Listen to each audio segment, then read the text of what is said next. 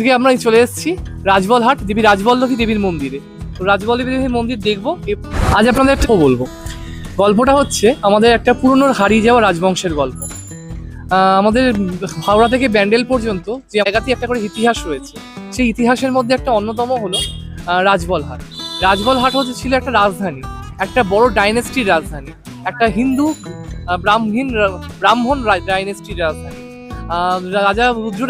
রাজা রুদ্রনারায়ণ এবং রানী ভবশঙ্করী দেবী বলবো যে কবে প্রতিষ্ঠা হয়েছিল, কোন রাজার আমলে, তাদের কেমন ছিল তাদের শাসন, সব জানতে হলে আসুন। 16th সেঞ্চুরি অর্থাৎ বাংলার মধ্যযুগে ছিল সেই শাসনামল, রাজা রুদ্রনারায়ণের শাসনামল। ঠিক রুদ্রনারায়ণের শাসনামল বলাটা ঠিক হবে না, কারণ রুদ্রনারায়ণের পাশাপাশি ছিলেন তার রানী ভবশঙ্করী দেবী। তিনিও রাজার সঙ্গেই নাকি যুদ্ধে যেতেন, তাকে বেঙ্গল টাইগ্রিস নামেও নাকি অভিহিত করা হয়েছিল। সেই রাজত্বেরই রাজধানী ছিল এই রাজবলহাট, আর এই রাজবলহাটের এই রাজবল্লভী দেবীর মন্দিরও তাদেরই নাকি প্রতিষ্ঠা করা। সেই সময়কালীর পুরাতন এই হচ্ছে মন্দির। মন্দিরের অবস্থা অবশ্যই বদলেছে।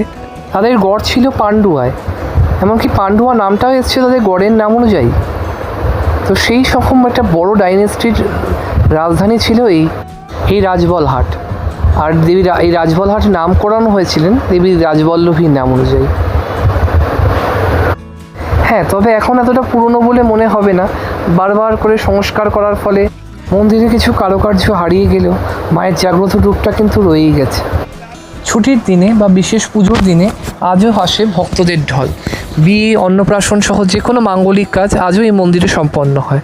এখানে মা ছাড়া রয়েছেন মায়ের কিছু ভৈরব, অর্থাৎ দেবী শিবের কিছু অংশ, এবং এই দেবী।